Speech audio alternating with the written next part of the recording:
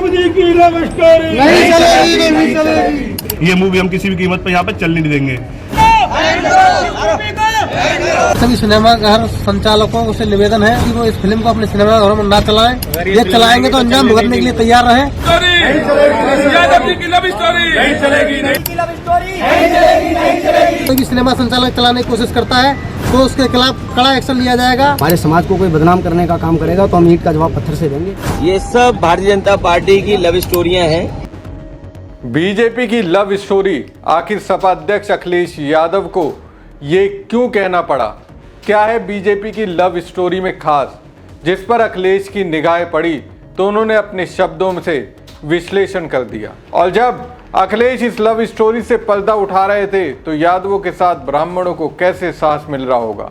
BJP की राजनीति की लव स्टोरी के केंद्र में क्या है? चलिए बीजेपी की वो लव स्टोरी क्या है उससे आपको वाकिफ कराते हैं। नमस्कार दोस्तों, मैं हूं प्रवीण सानी। दोस्तों, बीजेपी इन दिनों अपनी राजनीति को ढाल देने के लिए तरह तरह के प्रयोग कर रही है, जिसमें एक है सिल्वर स्क्रीन पर कुछ ऐसी फिल्मों को रिलीज करना जिससे समाज के अंदर दरार पड़ने का खतरा बढ़ जाता है। दरअसल दोस्तों, घूसखोर पंडित के बाद अब एक और फिल्म अपने टाइटल की वजह से कंट्रोवर्सी में आ गई है। इस मूवी का नाम है यादव जी की लव स्टोरी। यूपी के कई जिलों में इस मूवी के टाइटल और ट्रेलर पर खूब बवाल हो रहा है। लोग सोशल मीडिया पर इसके खिलाफ लिख रहे हैं और सड़कों पर भी प्रदर्शन कर रहे हैं। इतना ही नहीं, फिल्म के प्रोड्यूसर और डायरेक्टर सहित 4 लोगों के खिलाफ केस दर्ज किया गया है।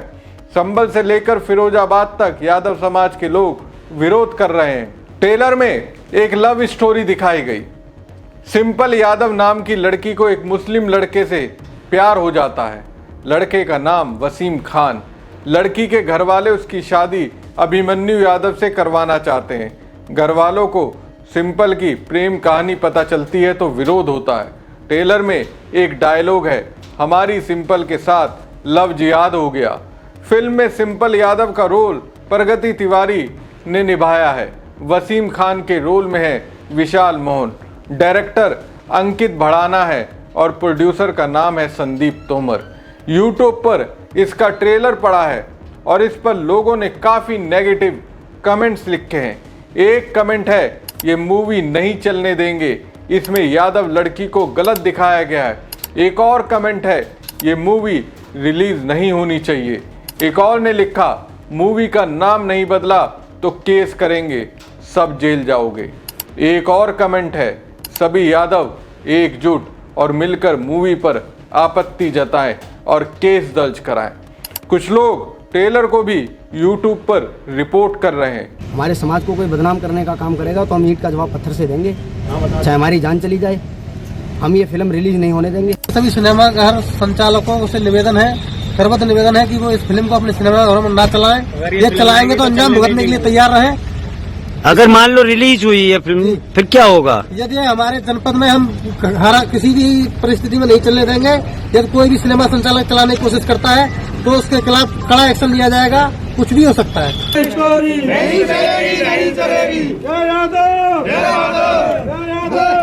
यादव जी की लव स्टोरी। ये मूवी हम किसी भी कीमत पर यहाँ पे चलने नहीं देंगे।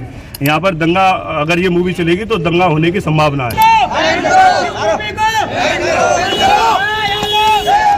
दरअसल दोस्तों, यादव समाज इसलिए इस फिल्म का विरोध कर रहा है क्योंकि उनको लग रहा है उन पर लेबल चिपकाया जा रहा है कि वो हिंदुओं की जातियों में मुस्लिम है, या फिर कह सकते हैं ये बताने का प्रयास हो रहा है यादव मतलब मुस्लिम।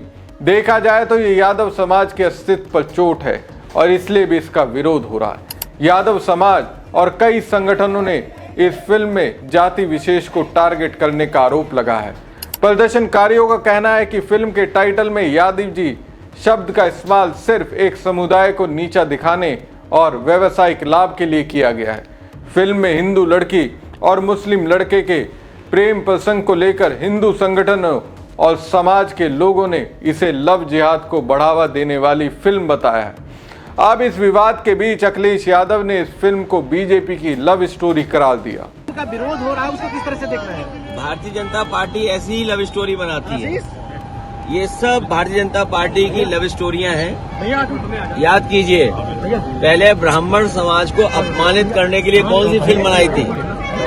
ब्राह्मण समाज को अपमानित करने के लिए कौन सी फिल्म बनाई थी?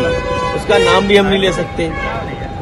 जो समाज ईमानदार है उसको बताइए क्या कहा जा रहा था। अब इन्होंने ये कर दिया। हमारे पूजनीय उनके साथ व्यवहार कैसा हुआ, पूजनीय शंकराचार्य जी के साथ। अब सुना है कि जापान जा रहे हैं। किसी इनके संगी साथी चापलूस को जापान जाना था, उसने कहीं ये कह दिया कि वनस्पति वहाँ बहुत अच्छी मिलती है। उसी वनस्पति के चक्कर में लगता है घूमने जा रहे हैं। दोस्तों, वैसे देखें, बीजेपी ने अपनी राजनीति को चमकाने के लिए कुछ प्रोड्यूसर और एक्टर ऐसे पाले हैं जो टारगेट कर कर ऐसी फिल्में बनाते हैं जिसका मकसद हिंदू और मुस्लिम वोट में ध्रुवीकरण करना होता है। इसका ताजा उदाहरण है द केरला स्टोरी 2 का टीजर, जो हाल ही में रिलीज हुआ, जिसमें राजस्थान, मध्य प्रदेश और केरल में सेट धार्मिक कन्वर्जन और टारगेट रेडिकलाइजेशन की कहानियां दिखाई गई हैं। फिल्म में प्रमोशनल मटेरियल में कहा गया है, उन्होंने हमारी बेटियों को निशाना बनाया, उन्होंने उनका भरोसा तोड़ा, उन्होंने उनका भविष्य चुरा लिया। इस बार हम चुप नहीं रहेंगे, लड़ेंगे। गौर करने वाली बात है कि केरल में इसी साल विधानसभा चुनाव है। मुख्य मुकाबला कांग्रेस और वाम दलों के गठबंधन के बीच है, लेकिन बीजेपी ने अपनी मौजूदगी जताने के लिए पूरा जोर लगा दिया। केरल के हिंदुत्ववादी संगठन बीजेपी की मदद कर रहे हैं। ऐसे में इस फिल्म को भी बीजेपी के उसी अभियान से जोड़ा जा रहा है। इससे पहले केरला स्टोरी से भी विवाद हुआ था। केरल हाई कोर्ट में श्रीदेव नाम के एक शख्स ने फिल्म द केरल स्टोरी 2 के खिलाफ याचिका दायर की है। उनका कहना है कि फिल्म का टीजर देखकर उनका दिल बहुत दुखी हो गया और उनकी अंतरात्मा को झटका लगा, क्योंकि ये केरल राज्य को बहुत बुरे तरीके से दिखाती है। जैसे यादव जी की लव स्टोरी की टाइटल से यादव समाज को हो रहा है। द केरल स्टोरी 2 पर सिर्फ आम जनता ही नहीं, बल्कि बड़े बड़े नेताओं ने भी अपनी नाराजगी जाहिर की है। कांग्रेस के नेता शशि थरूर और सीपीआई प्रमुख पी संतोष कुमार ने फिल्म पर नफरत फैलाने की बात कही है। सीपीआई प्रमुख ने कहा, ये लोग हमारी छवि खराब करने की कोशिश कर रहे हैं। केरल एक अलग तरीके का राज्य है जो पूरे भारत और दुनिया में भाईचारे और अमन के लिए जाना जाता है। यहाँ लगभग 52% हिंदू हैं, करीब 20% मुसलमान हैं। केरल में कोई सांप्रदायिक झगड़ा नहीं होता। ये कोई फिल्म नहीं, बल्कि संघ परिवार के केरल के खिलाफ बदनामी फैलाने वाली प्रोपेगेंडा है।